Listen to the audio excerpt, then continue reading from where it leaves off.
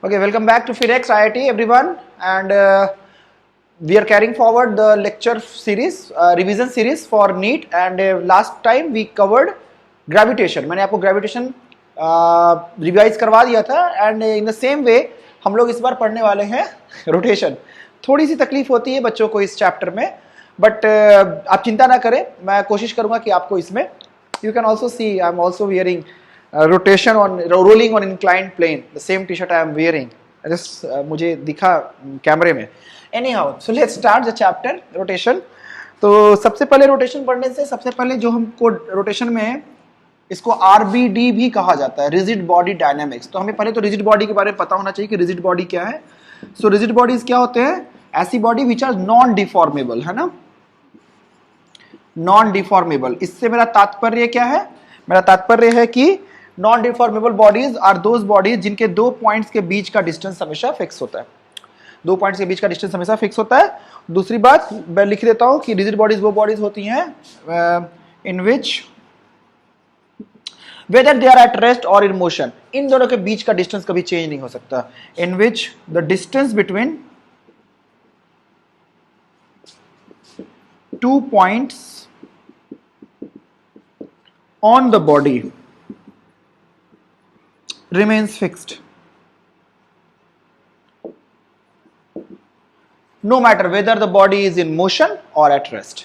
अगर body rest पे है तब तो कोई फर्क नहीं पड़ता, अगर बॉडी मोशन में भी है तब भी दोनों के बीच का डिस्टेंस फिक्स रहेगा. This only means that if we observe the motion of one point with respect to the other point on the same body which is rigid, then the motion of that point with respect to this point can be only circular motion or it can be at rest. अगर मान लो दोनों साथ साथ चलते हैं, let's suppose की body चल रही है, दोनों के बीच की दूरी फिक्स रहनी है, तो दोनों साथ साथ चलेंगे, जो रफ्तार इसकी होगी वही रफ्तार इसकी होगी, तो दोनों रेस्ट पे हैं एक दूसरे के लिए, है ना. या फिर क्या हो सकता है कि इसकी वेलोसिटी जो है वो ऐसा भी तो हो सकता है कि मान लो कि मैं इस पे इसके फ्रेम में बात करूं, मैं इस पे बैठ के बात करूं, तो इन दोनों के बीच का डिस्टेंस फिक्स होना है, तो ये ऐसे भी तो घूम सकता है, तब भी तो डिस्टेंस फिक्स रहेगा अगर सर्कुलर मोशन में हुआ. सो for rigid body, this was also important, motion of one point with respect to another is circular or the point remains at rest with respect to other point. So these are two important points for rigid bodies जो आपके दिमाग में होना चाहिए. Rigid bodies are non deformable bodies, और rigid body में एक point के रिस्पेक्ट में दूसरा पॉइंट या तो रेस्ट पे होगा या it can perform circular motion, है ना. और दो रिजिड बॉडीज वो बॉडीज होती है जिनके दो पॉइंट के बीच की दूरी हमेशा फिक्स्ड होती है. सो this is the starting about rigid bodies. तो अब हम लोग टाइप्स ऑफ मोशन की बात करते हैं, जो आपको नॉर्मली ब्रॉडली मैं कहूं तो types of motion can be broadly categorised in three different ways.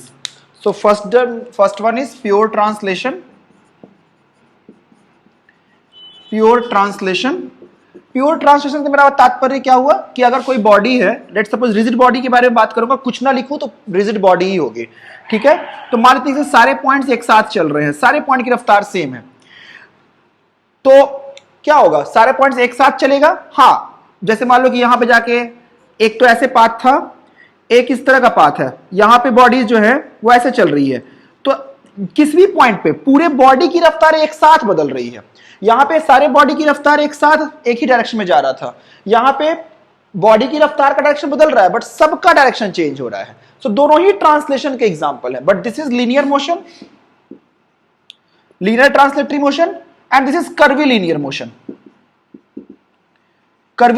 But है दोनों ट्रांसलेशन के ही पार्ट. तो ट्रांसलेटरी मोशन वो एक मोशन है जहां पे सारे बॉडी जो है वो at a time same velocity से चलता है, सेम वेलोसिटी से चलेगा. So that is called translatory motion. जैसे मान लो कि मैं एक एग्जांपल दे दूं कि मैंने यहां पे एक स्टेयर रख दिया, इसकी रफ्तार कुछ और है और ये नीचे आ रहा था, तो जाहिर सी बात है इसकी वेलोसिटी कुछ और है, इस पॉइंट की वेलोसिटी कुछ और है, तो यू विल नॉट से कि दिस इज प्योर ट्रांसलेशन.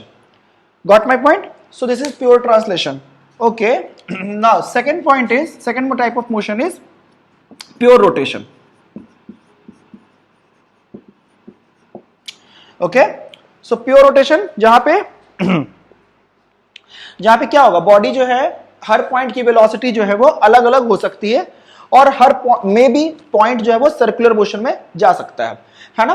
तो जैसे मान लो कि जैसे इसी को मैं रोटेशन अबाउट फिक्स्ड एक्सिस भी कह सकता हूं, रोटेशन अबाउट फिक्स्ड एक्सिस भी कह सकता हूं, कि जहां पे बॉडी जो है, बॉडी का हर पॉइंट सर्कुलर मोशन कर रहा होता है और वो सारे सर्कल जिस लाइन पे पास से पास करे उसे हम कहते हैं axis of rotation. So axis of rotation is the locus of that line on which the center of circles of each particle going in circular motion lies.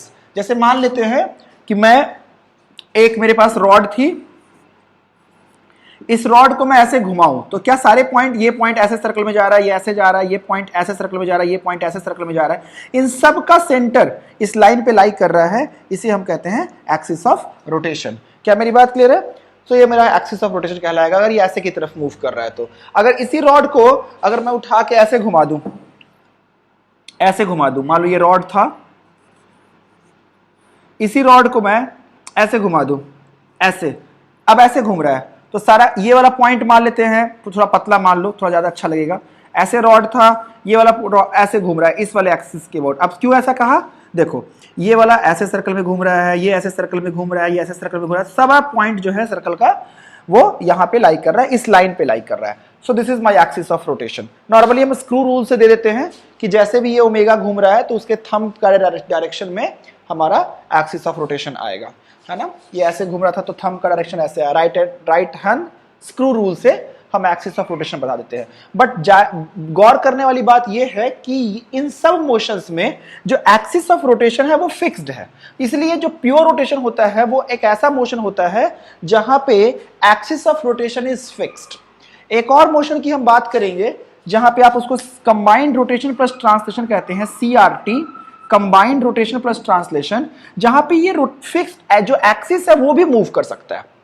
अब जैसे मान लो कि कोई एक ब्लॉक, कोई चक्का का मोशन है, let's suppose a wheel on the road, ये घूम भी रहा है और मान लेते हैं कि अगर मैं इस वाले फ्रेम पे बात करूं, यहां पे सोचूं, इस वाले फ्रेम पे इसके सेंटर में बैठ जाऊं, तो पॉइंट सारे घूम रहे थे बट ये जो है एक्सिस भी आगे की तरफ मूव कर रहा है, सेंटर ऑफ मास भी बेसिकली आगे की तरफ मूव कर रहा है ना, अगर बहुत ढंग से आप देखेंगे तो. So this is called where the body is rotating about centre of mass और about any other point and it is also moving forward. So here you can see the axis of rotation is not fixed, it is translating. So this is my combined translation plus rotation, where the axis of rotation about which the points are rotating is also translating. So this is combined. जैसे मान लो कि एक मेरा ये marker है, मैंने इसको ऐसे फेंक दिया ऊपर की तरफ, तो ये घुमा भी और ये ऊपर भी गया, है ना, ये घुमा भी और ये ऊपर भी गया. तो घुमा भी और ऊपर भी गया, मतलब जो एक्सिस ऑफ रोटेशन था ये वाला, ये ऊपर भी बढ़ा, तो ट्रांसलेट भी किया. So this was the example of combined rotation plus translation where the axis about which the particles were moving was also translating. So this is ये. फिर जैसे मान लेते हैं कि अब जैसे एक लट्टू का मोशन लो, टॉप का मोशन लो, तो लट्टू का मोशन कैसा होता है? कुछ इस तरह का होता है,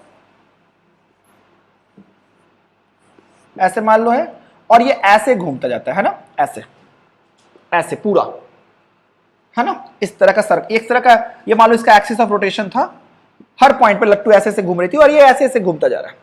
सो ये आपका जो एक्सिस ऑफ रोटेशन है ये भी एक कोन को स्वीप करता है. तो ऐसे मोशन जहां पे axis of rotation rotates, axis of rotation also rotates, such motion is known as precision. तो ये एक्सिस ऑफ रोटेशन जहां पे रोटेट करके एक कोन स्वीप कर देगा, है ना, एक्सिस. इसके बारे में जैसे मान लो ये ऐसे घूम रहा था, ये मेरा हाथ, ये लट्टू ऐसे घूम रहा है, ऐसे ऐसे घूम रहा है. एक तो जैसे मान लो मैं अपने माउस से ही बता दूं, तो लट्टू ऐसे ऐसे घूम रहा था, फिर ऐसे ऐसे भी जा रहा था घूमते हुए, है ना. तो ये एक्सिस ऑफ रोटेशन जो है वो एक कोन स्वीप करेगा और उसको उस तरह के मोशन को कहा जाता है प्रिसीजन. क्या कहा जाता है? प्रिसीजन. तो ये जो कोन जो स्वीप होगा, ये जो कोन बन के आएगा, this cone is known as precision of the rotating axis. तो बेसिकली अगर हम मोशन को क्लासिफाई करें तो we can broadly classify the motion in 4 categories. ये आपके सिलेबस में नहीं है, ये बस ये याद रखना प्रीसीजन, क्योंकि एक जगह मैंने एम्स में देखा था सवाल, प्रीसीजन पे पूछा हुआ था लट्टू पे। तो खैर, एक तो प्योर रोटेशन जहां पे सारे पॉइंट्स जो हैं वो एक साथ एक ही वेलोसिटी से चल रहे हैं, पहला। दूसरा प्योर ट्रांसलेशन जहां पे सारे पॉइंट्स एक ही वेलोसिटी से चल रहे हैं। प्योर रोटेशन जहां पे बॉडीज जो है अपने अपने डिफरेंट सर्कल में घूम रहे हैं, एक ऐसा लाइन जिन पे उस सारे सर्कल का सेंटर लाई करे उसे एक्सिस ऑफ रोटेशन कहा जाएगा। एक्सिस ऑफ रोटेशन अगर फिक्स्ड है तो उसे प्योर रोटेशन कह लोगे। अगर एक्सिस ऑफ रोटेशन भी मूव कर रहा है, ट्रांसलेट कर रहा है, that is combined rotation plus translation. और अगर एक्सिस ऑफ रोटेशन अगर किसी कोन को स्वीप करता है, so that type of rotation of axis is known as precision. So these are the type of motion in which you can broadly classify the motion into. All right? चलिए types of motion में सबसे पहले हम लोग बात करेंगे pure rotation का, उसके बाद हम लोग रोटेशन प्लस ट्रांसलेशन का बात करेंगे जो आपके सिलेबस में है, जहां पे ये आपका बन के आएगा, रोलिंग वगैरह ये सब बन के आएगा। So let's first talk about pure rotation. तो जाहिर सी बात है, रोटेशन अबाउट फिक्स्ड एक्सिस, जहां पे पार्टिकल जो किसी फिक्स्ड एक्सिस के अबाउट ही रोटेट कर रहा है। All right, if the body is free to rotate then the body will rotate about an axis passing through its center of mass। ठीक है, ये बात याद रखना। चलो अब कुछ कुछ बातें यहाँ पे करते हैं। देखो, जैसे मान लेते हैं कि प्योर रोटेशन की अगर बात करो तो सबसे पहले तो थोड़ा समझ में आना चाहिए आपको कि जैसे मान लो कि कोई एक ऑब्जेक्ट है, लेट सपोज कि ये ऐसे ही चल रहा था, ऐसे घूम रहा था, ऐसे समझो, ऐसे एक रॉड थी, वो फिक्स थी ऐसे, और वो ऐसे रोटेट कर रही थी। पहली बात समझो कि जैसे मान लेते हैं मैं इन सब पॉइंट्स की बात करूं इस रॉड पे, तो ये सारे पॉइंट का सोचो ढंग से, ये पॉइंट इस सर्कल में घूमा, छोटे सर्कल में, ये बड़े सर्कल में, ये बड़े सर्कल में, ये बड़े सर्कल में, सेम ही टाइम पे इसने छोटा सा आर्क स्वीप किया, इसने बड़ा आर्क स्वीप किया, इसने बड़ा आर्क स्वीप किया, और इसने सबसे बड़ा आर्क स्वीप किया। मतलब इसकी ट्रांसलेटरी वेलोसिटी सबसे ज्यादा होगी। बट क्या सबने बराबर एंगल स्वीप किया है? इसका मतलब सबका एंगुलर वेलोसिटी बराबर होगा। नाउ आप पढ़ चुके हो, मैं ज्यादा नहीं बोल रहा हूं एंगुलर वेलोसिटी के बारे में और एंगुलर डिस्प्लेसमेंट के बारे में। Angular displacement is theta which is angle moved by the body. So this is equal for all the cases. So this is my theta, angular displacement वाला जो चीज है।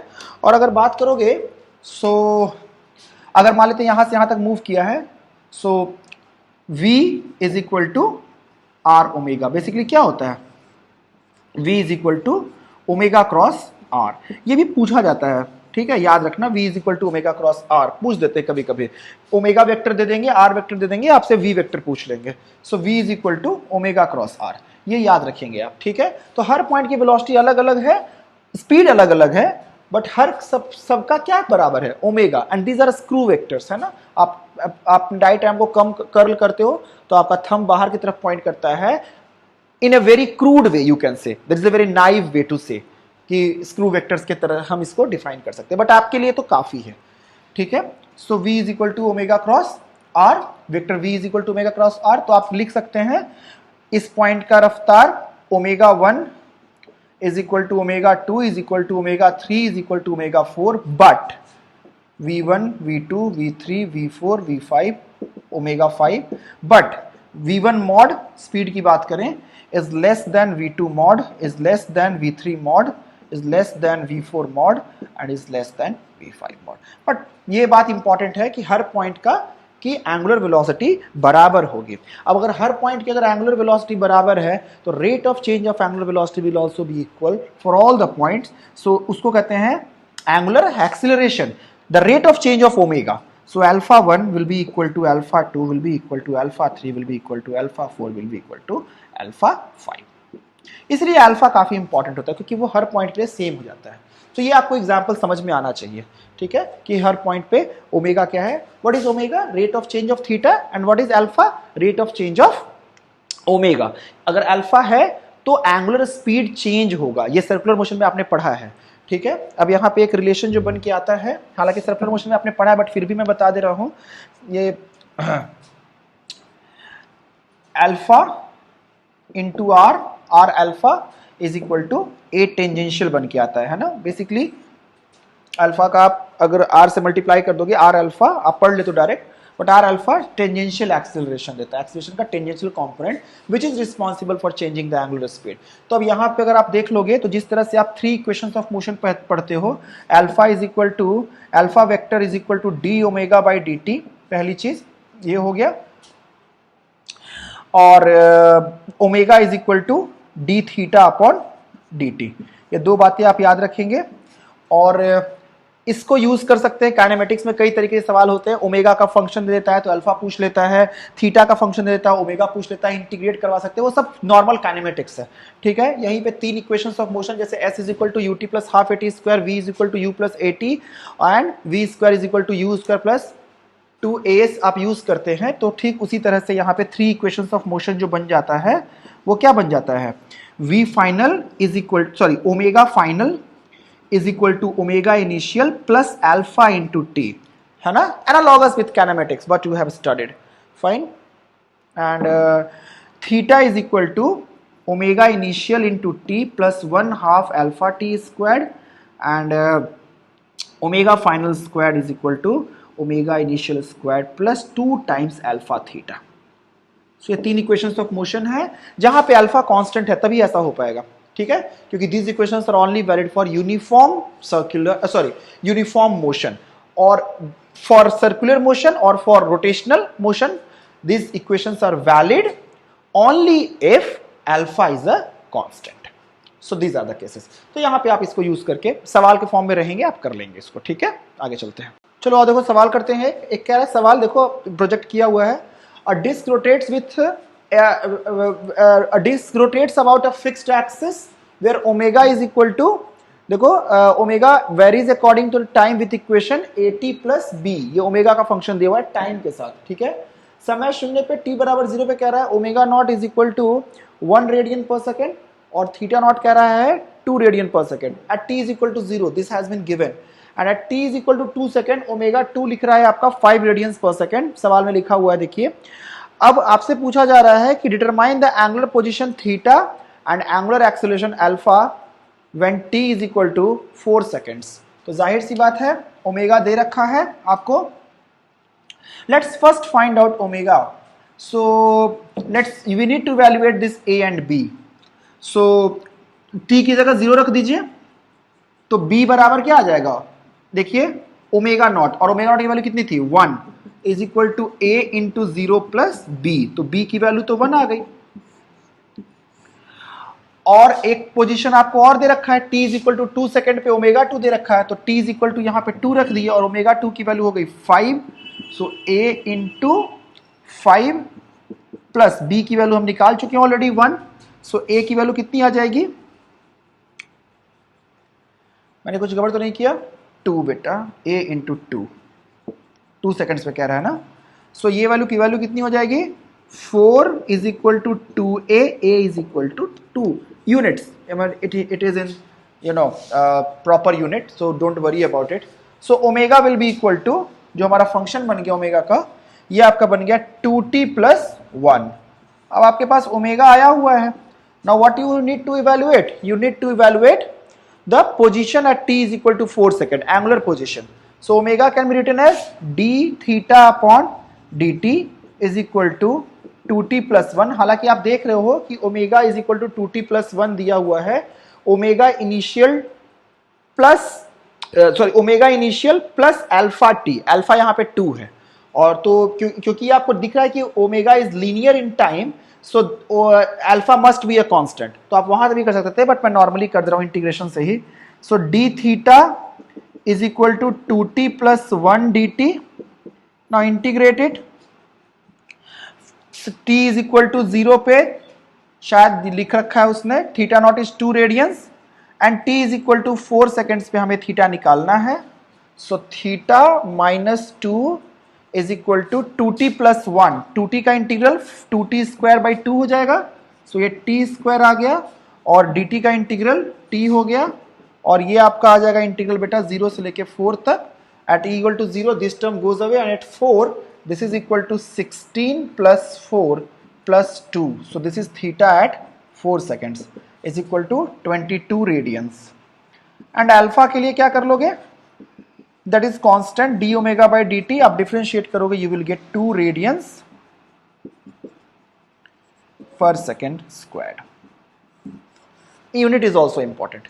सो इस तरह से सवालों को हम लोग हैंडल कर लेते हैं। जहां पे आपका ओमेगा दे रखा होता है, कुछ भी पूछ सकता था, आपको अल्फा पूछ सकता था तो अल्फा को D omega by D T लिख लेते आप, है ना।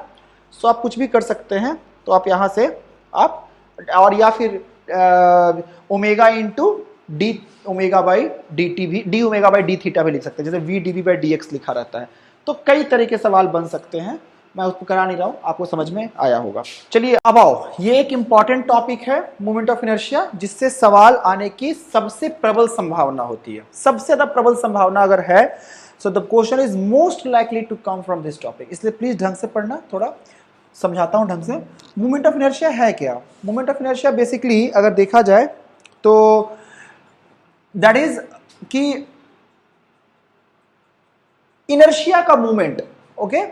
जैसे अगर बात किया जाए, बहुत ढंग से सोचोगे, तो लेट सपोज कि मेरे पास एक कोई तो रिजिड बॉडी थी जो कि रोटेट कर रहा था, हमारे तो यहाँ के अबाउट रोटेट कर रहा था। लेट्स टॉक अबाउट कि यहाँ पे मैंने कोई भी एक एलिमेंट लिया, डीएम मास लिया मैंने, जिसका कि इस एक्सिस ऑफ रोटेशन से जो आर वेक्टर पे था। सिर्फ बात को समझना।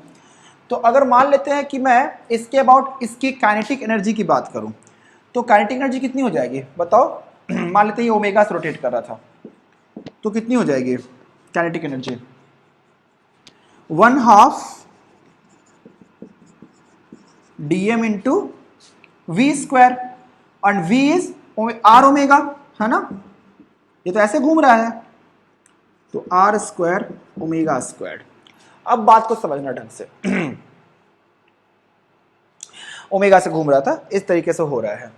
अब अगर तुम बहुत ढंग से देखोगे, so now kinetic energy will be equal to, अब ऐसे ही सबको अगर जोड़ दोगे, छोटा छोटा करके अगर जोड़ लोगे, डी के लिख दे रहा हूं, तो टोटल काइनेटिक एनर्जी जो आ जाएगी वो क्या आ जाएगी? 1/2। Now omega is fixed for all the terms, all the points, omega सबके लिए फिक्स्ड है, अभी बताया था। But this will become equal to D M R square integral, and this thing is known as rotational inertia or moment of inertia under root integral dm r square। और ढंग से सोचो तो जिस तरह से काइनेटिक एनर्जी का formula rotational motion में 1/2 mv स्क्वायर होता था, pure rotation, sorry translatory motion में 1/2 mv स्क्वायर होता था, प्योर रोटेशन में यही काइनेटिक एनर्जी 1/2 आई ओमेगा स्क्वायर बन जाता है फॉर प्योर रोटेशन, क्योंकि ऑब्वियसली वो भी घूम रहा है ना, तो उसकी भी तो अपनी काइनेटिक एनर्जी होगी। तो जैसे वहां पे translatory kinetic energy 1/2 mv square होता था, उसी तरह से रोटेशनल काइनेटिक एनर्जी 1/2 आई ओमेगा स्क्वायर होता है। मैं आपको सिर्फ इसलिए ये बात बता रहा हूं कि 1/2 तो चलो ठीक है, v का एनालॉगस ओमेगा है, तो m का एनालॉगस i है, means I is going to play the same role in rotation what mass was being played in translation। And जैसे mass जो है determines the inertia of the body, that how much body can resist a change in its translatory motion, अपने अंदर change को resist करने की जैसे मास ताकत होती है, उसी तरह से मोमेंट ऑफ इनर्शिया अगर ज्यादा होगा तो it will be more resistive towards changing it's motion, towards changing it's state of rotational motion. It will be resistive towards that. It will not try to change the state of its rotational motion. So that is what you call moment of inertia. तो moment of inertia का definition क्या हुआ mathematically? dmr squared. dm is the elemental mass and r is the distance of that elemental mass from the axis of rotation or the point of rotation. बोलो clear है? So for point mass, मान लो कि कोई point mass ऐसे था, कोई यहाँ पे ऑब्जेक्ट इस पॉइंट के बाद कोई पॉइंट मास ऐसे घूम रहा था, लेट सपोज कोई पॉइंट मास m का था, तो मोमेंट ऑफ इनर्शिया कितना हो जाएगा? Direct I is equal to mr square, है ना। अब हम लोग कुछ कुछ फॉर्मूले पढ़ लेंगे मोमेंट ऑफ इनर्शिया का। करना ये होता है dm लो, एलिमेंट लो, dmr स्क्वायर को इंटीग्रेट करो, तो इजी होता है। मैं सीधा फॉर्मूला सारा आपके बोर्ड पे चार्ट बना के लिख दे रहा हूँ। बोलिए क्लियर है? आइए तो देखो यहाँ पे मैंने चार्ट बना दिया हुआ है, टेबल टाइप से बना दिया हुआ है ताकि मेरे को उसमें लिखना ना पड़े। तो सबसे पहला मोमेंट ऑफ इनर्शिया देखते हैं। देखो किसी रॉड की वजह से अगर कोई एक्सिस जो है इसके बाद ऐसे घूम रहा है किसी एक्सिस के अबाउट, सेंटर के अबाउट अगर एक्सिस पास कर रहा है, तो दैट इज ml²/12। पहला हो गया फॉर्मूला, याद रखना है, आपको ही पता है ये सब इजी होता है। अगर एंड के अबाउट घूम रहा है तो ml²/3, ये बच्चे बच्चे को याद होता है ये दोनों फॉर्मूले, ठीक है। इसी में अगर किसी एक्सिस पे हो जाता है, मान लो ऐसे घूम रहा है ये, तो क्या हो जाएगा, अगर मान लो ये थीटा एंगल बना रहता तो ये क्या होता है ml²/3 इंटू sin²θ, ठीक है। अगर यहाँ पे होता तो ml²/12 इंटू sin²θ, अगर इस एक्सिस के अबाउट होता तो, है ना, अगर कोई थीटा एंगल बनाया तो क्या वो अलग बात है। अब रिंग की वजह से ढंग से सोचो, मैं याद रखने के लिए, ठीक है याद तो सबको रहता है, बट ढंग से सोचो तो हर एक मास r डिस्टेंस पे है, हर एक मास, तो जाहिर सी बात है dmr² करोगे तो r² तो कांस्टेंट हो गया और dm का इंटीग्रल m हो जाएगा, सो दिस इज mr²। तो ये आपको कुछ चीजें और भी सिखाता है, ठीक है, कि मास का लोकेशन अगर r डिस्टेंस पे है तो मोमेंट ऑफ इनर्शिया mr² होना है। अगर मान लेते हैं कि इसकी जगह पे एक स्लाइस काट लो, इसका कुछ इस तरह का स्लाइस ले लो, और इस स्लाइस का मास भी m ही था, और फिर आपसे पूछा गया कि इसके अबाउट मोमेंट ऑफ इनर्शिया बताओ, तो जाहिर सी बात है कि एज लॉन्ग एज इसका मास m है तो मोमेंट ऑफ इनर्शिया तो mr² ही होना है, क्योंकि सारा का सारा मास अभी भी r डिस्टेंस पे है ना। और अगर मान लेते हैं कि इसमें से काट दिया जाता, मैं से इस तरह से स्लाइस काट दिया था, लेट सपोज m/4 का, तो मोमेंट ऑफ इनर्शिया कितना होता है m/4 into r²। Basically mr² formula जो होता है वो रिंग के लिए भी वैलिड होता है और आर्क के लिए भी वैलिड होता है, where m is the mass of the part. अगर पूरा रिंग है तो पूरा का मास, अगर आर्क है तो उसका मास, ठीक है। डिस्क के लिए this formula will convert to mr²/2, you can integrate and find it out. इसमें भी अगर स्लाइसेस काट दो तब भी उसी तरह से mr²/2 होता है। This also goes to prove one more fact that moment of inertia is a scalar quantity, है ना, वो नॉर्मली स्केलर की तरह जुड़ जाता है, मास को स्केलर की तरह बांट लो और उसके बाद वो डायरेक्टली जुड़ जाएगा। अभी उसको सवाल में करेंगे कैविटीज वगैरह में, बोलो क्लियर है। हॉलो स्फीयर की वजह से 2/3 mr², सॉलिड स्फीयर की वजह से 2/5 mr², एक्सिस के अबाउट घूम रहा है, ये आपका लैमिना है।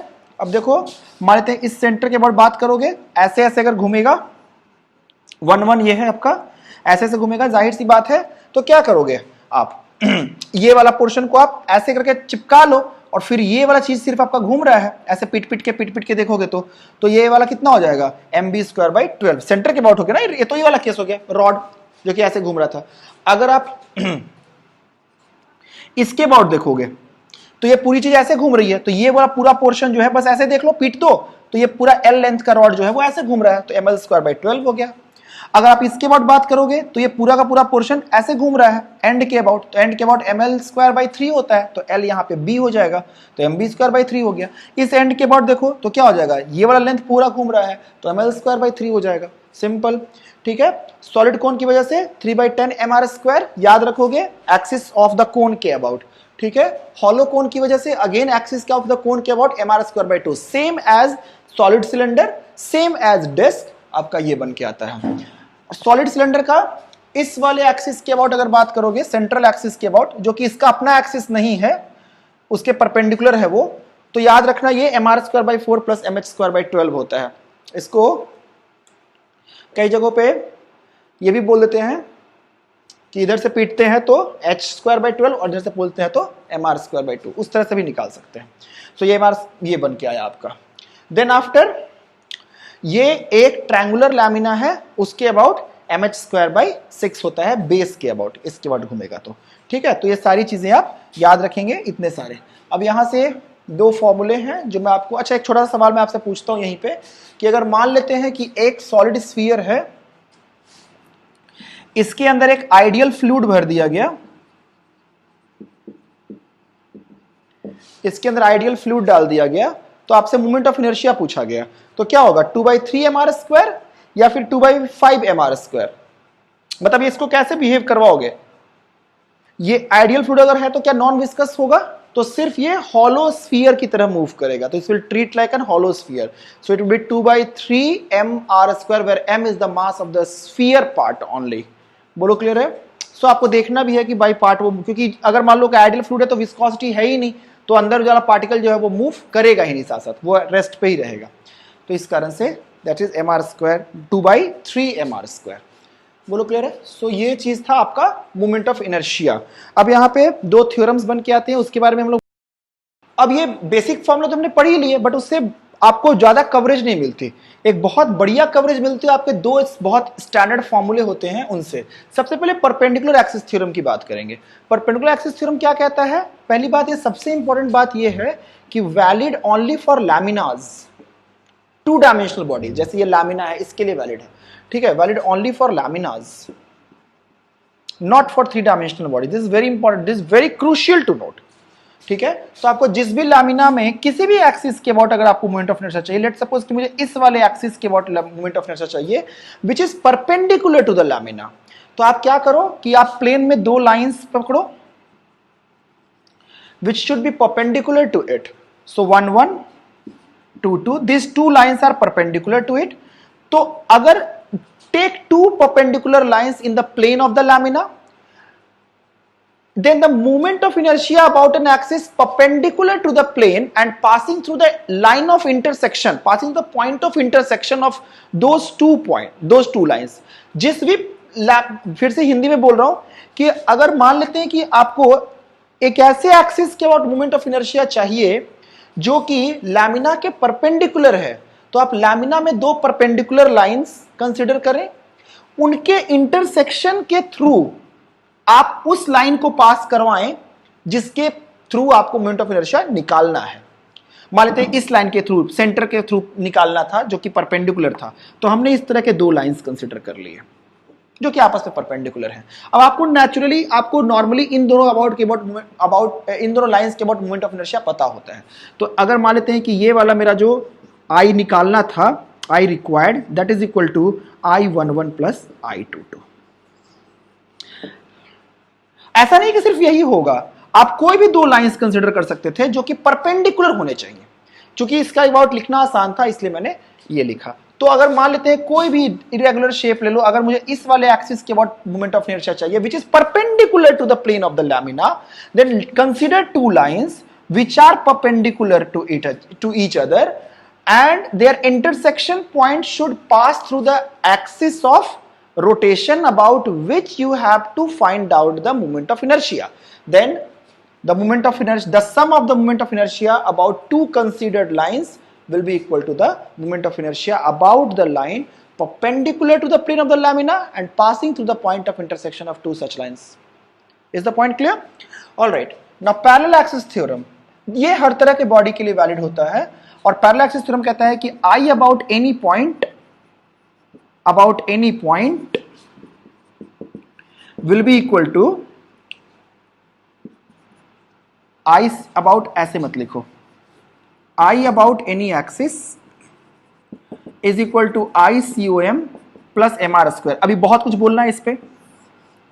मान लेते हैं कि कोई भी बॉडी है, मुझे इस लाइन के अबाउट मोमेंट ऑफ इनर्शिया पता है और मुझे इसके पैरेलल किसी एक्सिस के अबाउट मोमेंट ऑफ इनर्शिया चाहिए जो कि सेंटर ऑफ मास से r डिस्टेंस पे था। तो इसको लिख लोगे I axis simply is equal to ICOM plus MR square. इसमें सबसे इंपॉर्टेंट चीजें 2-3 बातें हैं। पहली बात, this line should not be skew parallel, this line should be parallel, this line should not be skew. जैसे ये दोनों पैरेलल लाइंस हैं, ये दोनों भी पैरेलल लाइंस हैं, बट ये दोनों स्क्यू लाइंस हैं। ऐसा नहीं कि इसके अबाउट निकाल दोगे तो इसके अबाउट हो जाएगा, नहीं, फिर आपको हो सकता है कि परपेंडिकुलर एक्सिस थ्योरम लगाना पड़े, क्योंकि आप इसके अबाउट ही निकाल सकते हो। These are 2 parallel lines, they should be in the same plane. These are 2 skew parallel lines, so not valid for skew parallel lines. Important है for skew parallel lines.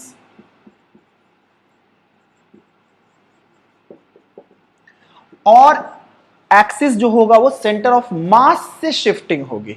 जैसे मैं कभी कभी बहुत अच्छा एग्जांपल देता हूं। जैसे मान लो कि अगर मुझे इस वाले एक्सिस के अबाउट मोमेंट ऑफ इनर्शिया चाहिए तो आप यहां से शिफ्ट कराओ, ये L है, centre of mass, one axis should pass through centre of मास। तो मान लेते हैं इसके अबाउट ml स्क्वायर बाई 12 हो गया, प्लस ये वाली डिस्टेंस L बाई 2 हो गई, तो ml स्क्वायर बाई 4 हो गया आपका। तो यहां से आपका ये बन गया 12 एलसीएम ले लिया आपने, ml स्क्वायर आ गया प्लस 3 ml स्क्वायर, तो 4 ml square by 12, so this is ml square by 3।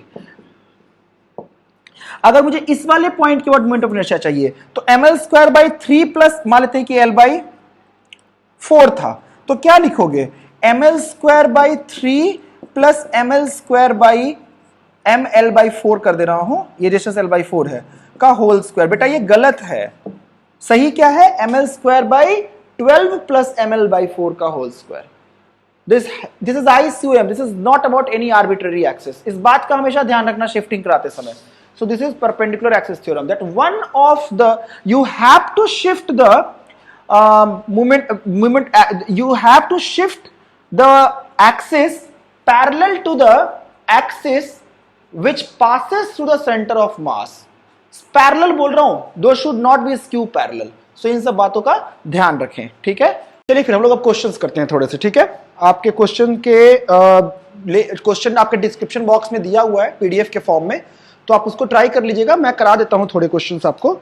और देखिए, तो सबसे पहला क्वेश्चन जो है, देखो यहां पे भी कास्ट हो रहा है।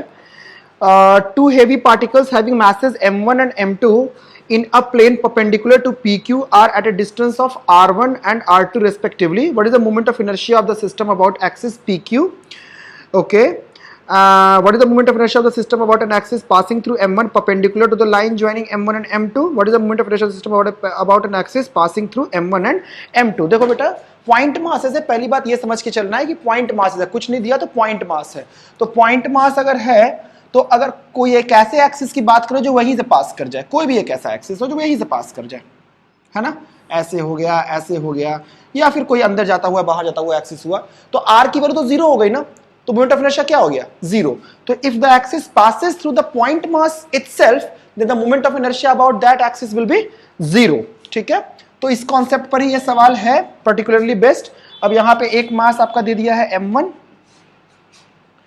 और एक मास आपका दे दिया है m2, दोनों के बीच की दूरी जो है आपको दे रखा है उसमें, दोनों के बीच की दूरी, एक यहां से ये डिस्टेंस है r1 और ये डिस्टेंस है r2।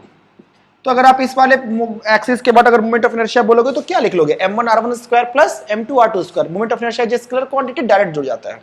तो पहले सवाल का आंसर क्या हो जाएगा, I about PQ will be m1 r1 square plus m2 r2 square. Okay, दूसरे सवाल का आंसर क्या हो जाएगा, एक के परपेंडिकुलर, एक से पास करता हुआ और दोनों के परपेंडिकुलर, मतलब m1 से पास करा है तो m1 का तो moment of inertia zero, m2 का निकाल लेते हैं। सो मान लेते हैं कि इस वाले, सीधा लिख दे रहा हूं, I which is m2 r1 plus r2 का होल स्क्वायर। C, इस लाइन के बाद जो दोनों पे पास कर रहा है, तो दोनों के थ्रू पास कर रहा है, तो C का आंसर क्या हो जाएगा, जीरो। आई होप आपको ये नॉर्मल सी बात समझ में आ गई होगी। चलिए नेक्स्ट क्वेश्चन देखिए। चलो हम लोग अब दूसरा क्वेश्चन करते हैं। दूसरे क्वेश्चन में क्या है, देखो कि एक मीटर स्केल दे रखा है, आप सवाल पढ़ो, यहां लिख रखा है मीटर स्केल है, इसके डिफरेंट मार्क्स पे मासेस बनाए हुए हैं उसने, है ना। जैसे यहाँ पे 1 mark, 2 mark, 3 mark and so on up to 100 marks तक गया है। और एक मार्क पे जो है वो 1 ग्राम का मास रखा है, इस पे 2 ग्राम का मास रखा है, इस पे 3 ग्राम का मास रखा है, इस पे उसी तरह से 51 ग्राम, 49 ग्राम अप टू 100 ग्राम मासेस हैं, ठीक है। और सब डिस्टेंस जो है वो 1-1 सेंटीमीटर का, यहाँ 0 मार्क मान लो ताकि 100 और 0 हो। अब देखो, अब कह रहा है कि इस वाली लाइन के बाद मोमेंट ऑफ इनर्शिया पूछा, तो 51 का 49 का लिखते हैं। चलो इधर देखो, 51 into 10 to the power -3 into, ये तो मास हो गया, आर की वैल्यू कितनी होगी 1 centimetre, 1 into 10 to the power -2 का होल स्क्वायर प्लस, अब इधर देखो 49 इंटू सेम टर्म हो जाएगा 10 to the power -3 into 1 into 10 to the power -2 का होल स्क्वायर। ये पहला हो गया। दूसरा टर्म देखें, 52 48 का देखो, ये हो जाएगा 52 into 10 to the power -3 into 2 into 10 to the power -2 का whole square plus 48 into 10 to the power -3 into 2 into 10 to the power -2 का whole square and so on. Last term क्या हो जाएगा, इधर 100 और इधर 0, तो ये हो जाएगा 100 into 10 to the power -3 into, ये वाला डिस्टेंस कितना हो जाएगा यहां से 50 इंटू 10 टू द पावर -2 का होल स्क्वायर। अब अगर आप सबको जोड़ोगे तो जोड़ के क्या आएगा, देखो 10 टू द पावर, यहां पे देखो ये 51 प्लस 49, 10, ये पूरा टर्म सारा का सारा टर्म कांस्टेंट कॉमन है, तो सारा का सारा टर्म अगर कॉमन निकाल लें तो 10 टू द पावर -7 बचा, और ये हो गया आपका 49 प्लस 51 100, पहला टर्म। दूसरा टर्म देखो, पूरा का पूरा टर्म अगेन कांस्टेंट है, तो ये कितना आ जाएगा 10, 2 इंटू 2 का square into 10 to the power -7 into 100। Final term कितना हो जाएगा 100 into 10 to the power -7 into 50 square. तो अगर आप बहुत ढंग से देखोगे तो ये एक पैटर्न बनता हुआ नजर आ रहा है आपको, और इसका सोल्यूशन मैं यहां लिख दे रहा हूं। तो ये कितना हो जाएगा, 10 to power -7, 10 to the power -5, सबसे कॉमन ले लिया, और ये बचा अंदर कितना, मैंने सही किया है ना, हाँ सब सही लग रहा है, 1 square plus 2 square plus 3 square so on up to 50 square. इसका समेशन क्या होता है, n into n plus 1 2n plus 1 by 6। So n की वैल्यू 50 है, तो यहीं पे लिख दे रहा हूं मैं 10 to the power -5 n 50 n plus 1 51 2n plus 1 by 6, 2n plus 1 2 into 50 100 plus 1 101 by 6। अब इसको सॉल्व कर लो ना, जो आ जाएगा वो यहां से आंसर है। ठीक है, करना यही होता है। ओके चलो नेक्स्ट क्वेश्चन करते हैं क्योंकि कुछ अच्छा शायद कट रहा है, रुक जाओ 2 मिनट। ये हो गया 3 से, 3 दूना 6, 17 तिया 51, और 2 से आप इसको आप ऐसे ही रहने दो, आप इसको 100 कर लो और इसको आप 4 कर लो, तो यहां से कुछ तो आपको और दीजिएगा 10 टू द पावर -3 17 गुना 101 बटा 4, तो ये आ गया आपका 101 गुना 17 707 101 7171। ठीक है हाँ 1717 क्यों मल्टीप्लाई किया मैंने, 1717 बटा 4, तो ये आ गया आपका 4 चौका 16 1 1 4 दूना 8 और ये हो गया आपका 3 7 429 इंटू 10 टू द पावर -3, तो लगभग 0.429 किलोग्राम मीटर स्क्वायर। ये आपका आंसर है। ठीक है, थोड़ा मैसी हो गया, आप समझ पाओगे। चलिए नेक्स्ट क्वेश्चन करते हैं, क्वेश्चन नंबर 3। आइए, इस वाले सवाल में बस याद रखना कि जो समेशन होता है 1 square plus 2 square plus 3 square, मैंने फॉर्मूला लिखा नहीं, अप टू n स्क्वायर, इसका जो समेशन होता है ये n into n plus 1 2n plus 1 by 6 होता है।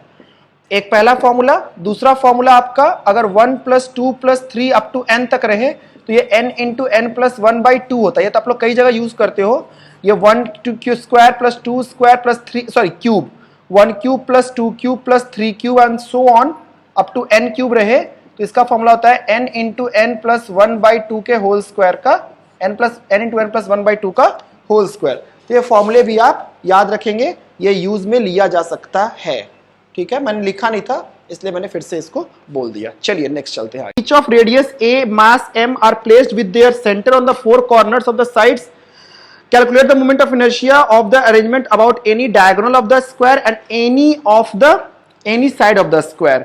देखो कह रहा है कि 4 साइड स्फीयर है, कुछ ना लिखा रहे तो आप यूनिफॉर्म स्फीयर मान के चलोगे, और यूनिफॉर्म स्फीयर मतलब सॉलिड स्फीयर होता है। अब यहां पे आपके 4 स्फीयर्स दे रखे हैं जिसका मास आपका m है और आपका रेडियस आपका a है, और स्क्वायर का जो एज लेंथ है वो आपका b दिया हुआ है। ठीक है, तो चलिए हम लोग चलते हैं। अब यहां एक डायगोनल के अबाउट आपको बोला, ये तो आपका b है और इसका साइड एज लेंथ आपका a, तो अब डायगोनल के अबाउट बोल रहा है स्क्वायर के। चूंकि स्क्वायर दे रखा है तो जाहिर सी बात है कि हम अगर बहुत ढंग से देखें तो हमें इस डायगोनल के अबाउट मोमेंट ऑफ इनर्शिया चाहिए। तो देखो अगर आप बहुत ढंग से देखोगे तो आपको कुछ बातें सामने नजर आएंगी।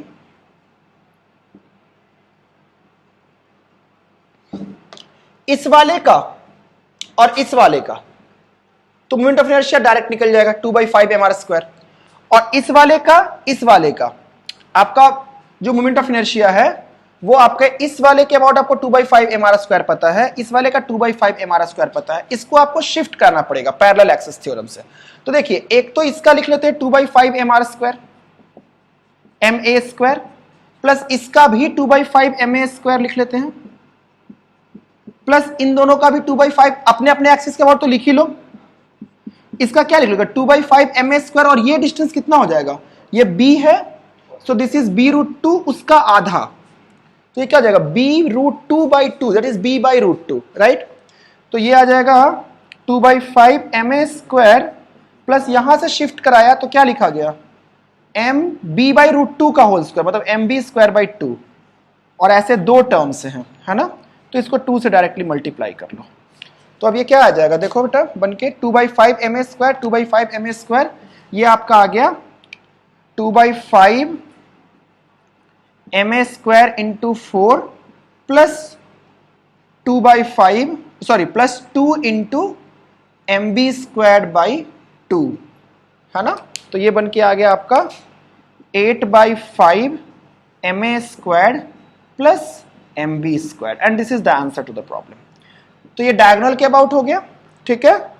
अब इसके बाद आपका नेक्स्ट जो निकालना है एज के अबाउट निकालना, तो मैं ये करा नहीं रहा हूं, आपको भी समझ में आ रहा है कि इसके अबाउट आप निकाल सकते हैं। M 2/5 M A square, 2/5 M A square, इसको शिफ्ट करने की जरूरत नहीं पड़ेगी, बट इन दोनों को शिफ्ट कराओगे, 2/5 M A square, 2/5 M A square plus M B square आप शिफ्ट करा लोगे।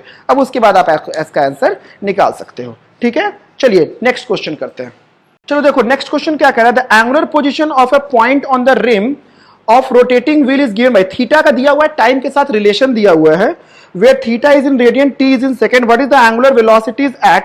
तो बेटा थीटा दे रखा है तो डायरेक्ट निकाल लोगे, थीटा इज इक्वल टू देखो 4t minus 3t squared plus T cube, तो आपको ओमेगा निकालना है at T is equal to जो भी है, तो ओमेगा क्या लिख लोगे, D theta by D T and put T is equal to T, जो भी निकाल रखा है आप निकाल लोगे। What is the average angular acceleration, अब एवरेज एंगुलर एक्सेलरेशन पूछा, ये मैं कराऊंगा आपको for time interval between 2 to 4 seconds. तो कैसे निकालोगे एवरेज एंगुलर एक्सेलरेशन के लिए, average angular acceleration, average angular acceleration को क्या लिखोगे, एवरेज एंगुलर एक्सेलरेशन को क्या लिखोगे,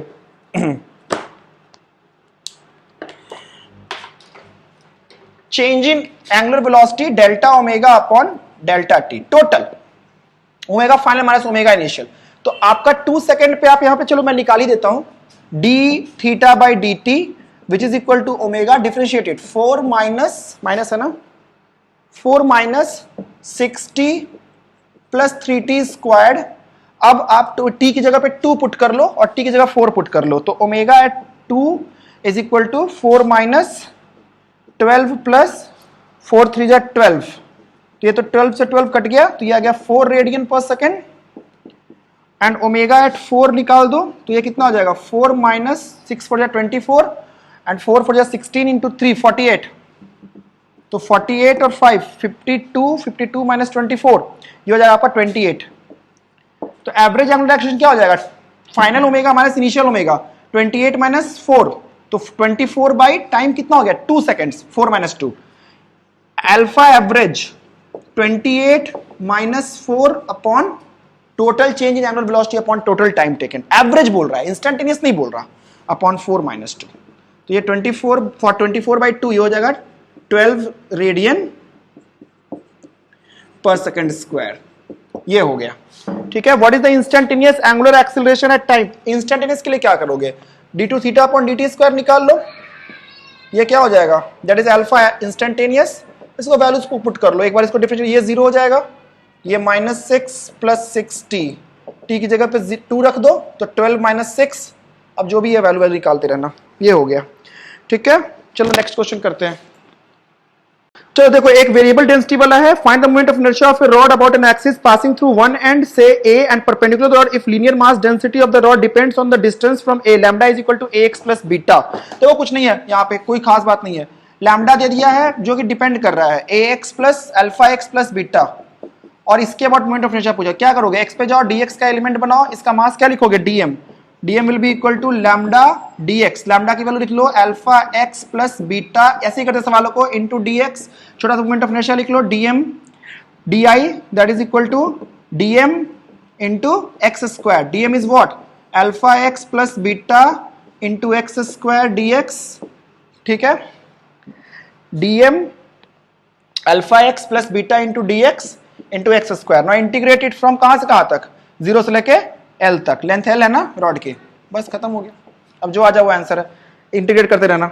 नेक्स्ट क्वेश्चन देखो, क्वेश्चन नंबर 6 कह रहा है A wheel starting from rest is uniformly accelerated for 4 radian per second square. For 10 seconds, it is allowed to rotate uniformly for next 10 seconds and finally brought to rest in 10 seconds. Find the total angle rotated. बेटा इसमें कुछ भी नहीं है, graph बना लो omega as a function of time का, चूंकि कह रहा है कि ओमेगा यूनिफॉर्मली एक्सेलरेटेड है, अल्फा इज यूनिफॉर्म है ना, तो पहले यूनिफॉर्मली एक्सेलरेटेड t बराबर 10 सेकंड्स पे पहुंचा, कुछ तो यूनिफॉर्मली एक्सेलरेट करके वेलोसिटी दी होगी, 4 रेडियन पर सेकंड स्क्वायर दे दिया हुआ है, तो ये 4 रेडियन पर सेकंड स्क्वायर है आपका, तो omega final after 10 seconds will be alpha into T, alpha आपका 4 है, ये हो गया 40 रेडियन पर सेकंड, इसकी रफ्तार हो गई 40 रेडियन पर सेकंड, यहां पे इसकी रफ्तार पकड़ ली कब, t बराबर 10 सेकंड्स पे, एंड देन इसके बाद बोल रहा है कि it is allowed to rotate uniformly, फिर ये 10 सेकंड तक यूनिफॉर्मली रोटेट किया है,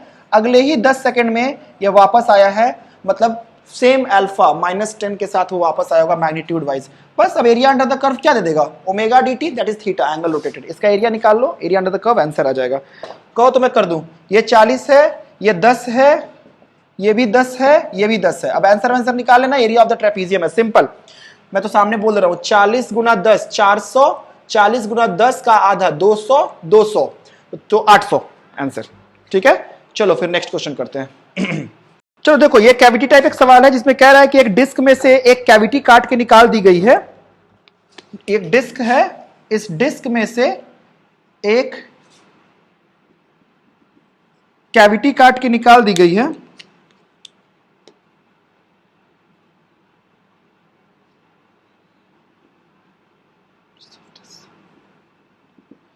जिसका रेडियस r/2 है, जिसका रेडियस r है, इसका रेडियस r/2 बहुत अच्छा नहीं बना है, प्लीज मैनेज, और बोल रहा है कि इस पूरे कटे हुए पोर्शन का मास जो है वो कैपिटल M है, तो आपको मोमेंट ऑफ इनर्शिया निकालना है इस एक्सिस के अबाउट, ठीक है। तो चलो सोचते हैं, पहली बात कि बहुत ज्यादा चूंकि आप तैयारी कर रहे हो, आपने कहीं अपने कोचिंग में भी पढ़ा होगा, तो मैं बहुत ज्यादा नहीं बोल रहा हूं इसके ऊपर, और एक चीज मैं ये भी बोल दूं कि थोड़ा मैं बहुत ज्यादा थ्योरी पे भी बात नहीं कर रहा हूं, थ्योरी मैंने बता दी हो, मैं ये मान के चल रहा हूं कि थोड़ा बहुत तो आपको पता है, तो नेगेटिव मास का कॉन्सेप्ट आपको पता होगा, सिंपल सी बात यह है कि हम यहां पे उतना ही मास रख देते हैं, उतना ही मास निकाल लेते हैं, तो इस सिस्टम पे तो कोई फर्क नहीं पड़ता, बट उससे फायदा हो जाता है, उससे ये स्फीयर पूरा बन जाता है और उसमें से कैविटी काट के निकाल दी जाती है, तो पूरा स्फीयर का पूरा डिस्क बन जाता है, तो पूरे डिस्क का तो मोमेंट ऑफ इनर्शिया पता है mr²/2 इसके अबाउट, और फिर उसकी वजह से इसको निकालते हैं और दोनों को माइनस करते हैं, ये करना होता है। ध्यान रखें कि जो मटेरियल का बना हुआ डिस्क है उसी मटेरियल का हम ये नेगेटिव मास मानेंगे, तो अगर ऐसा करने पे क्या सेम रहेगा, सिग्मा, मतलब जिस मटेरियल का डिस्क बना है उसी मटेरियल का डिस्क, उसी मटेरियल को यहां पे डालो और उतना ही मटेरियल निकाल लो, जब आप डालेंगे तो पूरा का पूरा डिस्क बन जाएगा, है ना, और जब उसमें से निकालेंगे तो एक नेगेटिव मास की चीज निकलेगी, तो यहां पे एक कैविटी बन के आएगा, ठीक, ये कॉन्सेप्ट होता है। तो सबसे पहले हम वो दो चीजें बनाते हैं, एक पूरी की पूरी डिस्क बनाओ, जब आपने मास रख दिया, अब मास को निकाल लो, तो जब निकाला तो एक नेगेटिव मास की चीज बन गई जिसका रेडियस r/2 था, और इसका रेडियस जो है वो r है। अब ये नेगेटिव मास है, जो भी इसका मास रहे m ऑफ कट पोर्शन, अब जैसे ही यहां पे रखोगे तो वहां से पोर्शन कट के बाहर निकल आएगा, तो ये सिस्टम जनरेट हो जाएगा। नेगेटिव मास एग्जिस्ट नहीं करता, बट हम इसको सवालों को आसान बनाने के लिए ऐसा करते हैं, ठीक। अब देखो, अब बोल रहे हैं कि इस कटे हुए पोर्शन का मास जो है वो कैपिटल M है, तो हम इसके लिए एक मास डेंसिटी सिग्मा डिफाइन कर देते हैं, ठीक है। तो सिग्मा होगा क्या, पहले सिग्मा यहां पे लिख लो, m बाई एरिया, तो एरिया कितना लिख लोगे, पाई कैपिटल R² में से क्या घट गया, पाई R²/4, तो सिग्मा की वैल्यू हो गई कितने, 3/4 पाई R², तो ये हो गया 4m/3πr², ये सिग्मा है, ये हम लोग बाद में यूज करेंगे। तो अब मान लेते कि सिग्मा जो है, तो सिग्मा इंटू इसका एरिया मास इसका हो गया, और सिग्मा इंटू इसका एरिया मास इसका हो गया। तो चलो अब हम इसका मोमेंट ऑफ इनर्शिया लिखते हैं, तो इसका मोमेंट ऑफ इनर्शिया क्या हो गया, मास सिग्मा इंटू इसका area which is pi r², मुझे यकीन है आपको समझ में आ रहा होगा, ये इसका मास हो गया इंटू r²/2, ये तो इसके अबाउट डायरेक्ट निकल गया। अब हमें इसी के अबाउट चाहिए, मतलब यहां के अबाउट, है ना, इस यहां देखा जाए तो इसके अबाउट, बट हमें इस नेगेटिव मास वाले डिस्क का मोमेंट ऑफ इनर्शिया इसके अबाउट पता है। पहले तो मैं माइनस लगा रहा हूं क्योंकि पूरा नेगेटिव मास है। तो इसका मास कितना होगा, sigma into pi R square by, sigma into pi R square by 4 है ना, क्योंकि इसका area pi R square by 4 है। तो sigma into pi R square by 4, ये इसका मास हो गया, into R square by 2, R by 2 radius है इसका, सो आर बाई 2 का whole square by 2, M R square, M ये है, आर स्क्वायर ये है, और by M R square by 2। But ये तो यहां के अबाउट निकला, हमें यहां के अबाउट चाहिए, तो क्या करोगे, parallel axis theorem. Parallel axis theorem क्या कहता है कि ICOM plus M R square, तो आईसीओएम तो हमने निकाल लिया, अब एम आर स्क्वायर, तो एम तो यही था, sigma into pi R square by 4 into R square which is R by 2 का होल स्क्वायर। अब बस इसको सॉल्व अप करना है, आंसर आएगा आपका। तो चलो अब इसको सॉल्व कर लेते हैं, सिग्मा की वैल्यू रख देते हैं यहाँ पे। तो सिग्मा की वैल्यू क्या है, देखो अलग अलग कर लेते हैं ना, 4m by 3 pi R square, तो 4m बाई, देखो 4m by 3 pi R square into pi R square करोगे तो ये वाला पूरा टर्म बता रहा हूँ, पाई स्क्वायर से पाई स्क्वायर हट गया, सो दिस इज 4m बाई 3 है ना, सो 4m बाई 3 और यहाँ पे हो गया आपका आर स्क्वायर बाई 2 माइनस, अच्छा ये 4m बाई 3 है तो डेफिनेटली इससे मतलब मास जो है m है, तो ये वाला मास जो होना चाहिए घट के मतलब 4m बाई 3 माइनस m, तो ये m बाई 3 होना चाहिए। तो sigma into pi R square by 4, ये टोटल m बाई 3 आना भी चाहिए और वो आ भी रहा है, ठीक है। तो ये m बाई 3 डायरेक्ट लिख दे रहा हूं, और ये हो गया R square by 8 plus m by 3 into R square by 16, नहीं सॉरी ये 4 नहीं रहेगा, ये तो पूरा का पूरा m बाई 3 हो गया ना, आर स्क्वायर बाई 4, ये हो गया आपका। सो ये आपका बन के क्या आ जाएगा, 2 से 2 कट गया, देखो अब कुछ गड़बड़ ना करूं, यहां पे आ गया एम आर स्क्वायर कॉमन ले लो, ये हो गया 2 by 3 minus M R square common हो गया 1 बाई 24 माइनस 1 बाई 12। आप इसको सॉल्व करेंगे तो आ जाएगा M R square into LCM हो जाएगा आपका 24, 16 माइनस 1 माइनस 2, तो ये आ गया आपका 13 बाई 24 एम आर स्क्वायर्ड। चलो देखो नेक्स्ट क्वेश्चन कह रहा है कि L shaped rod as shown in the figure, moment of inertia I1 I2 z axis and x axis, z axis and okay x axis and z axis passing through O। देखो कुछ नहीं है उसमें कह रहा है रेशियो पूछा है, एक z ये x एक्सिस ये है, y एक्सिस ये है, z एक्सिस डेफिनेटली ये होगा, x cross by y, z बाहर की तरफ, और मास वास दे दिया है आपका, एल शेप दिया हुआ है, सारा लेंथ बराबर है, तो मान लेते हैं कि इसका मास m है तो इसका मास भी m है। x एक्सिस के अबाउट क्या लिखोगे मोमेंट ऑफ इनर्शिया, इसका तो कुछ भी नहीं होगा, सिर्फ इसका होगा ml square by 3, l length इसका है और l लेंथ इसका है। सो पहला तो ये हो गया I about x axis. Now I about z चाहिए, तो याद करो परपेंडिकुलर एक्सिस थ्योरम, इसका और इसका का समेशन, तो आई वाई क्या होगा ml स्क्वायर बाई 3 अगेन है ना, आई वाई के लिए इस वाले का ले लोगे, और आई जी क्या कर लोगे, चूंकि 2 डायमेंशनल बॉडी है तो हम लगा सकते हैं, तो ml square by 3 plus ml square by 3, 2 into ml square by 3। अब आपको रेशियो चाहिए किसके किसके बीच का, I1 और I2, तो I1 is IX upon IZ, ये हो जाएगा ml square by 3 into 2 by 3 ml square. पूछा सकते सवाल ऐसे नीट बीट में, 1 बाई 2 आंसर, ठीक है। तो ये सवाल हो गया। अब इसके बाद देखिए आपका अगला सवाल जो कह रहा है वो कह रहा है आपका कि ये बहुत इजी क्वेश्चन है, कह रहा है, मैं करा नहीं रहा हूं, ये एक डिस्क है, moment of inertia of uniform disk about tangent, देखो इसके अबाउट कह रहा है निकालने के लिए, तो जाहिर सी बात है डिस्क का हमें इसके अबाउट पता होता है कितना, एम आर स्क्वायर बाई 2। अब हम इसके अबाउट निकाल लेते हैं इन दोनों लाइंस के अबाउट, चूंकि सिमेट्रिकल है तो क्या हो जाएगा एम आर स्क्वायर बाई 4 और M R square by 4 diametrical line के अबाउट, और यहां से इसको शिफ्ट करा लो, M R square by 4 plus M R square,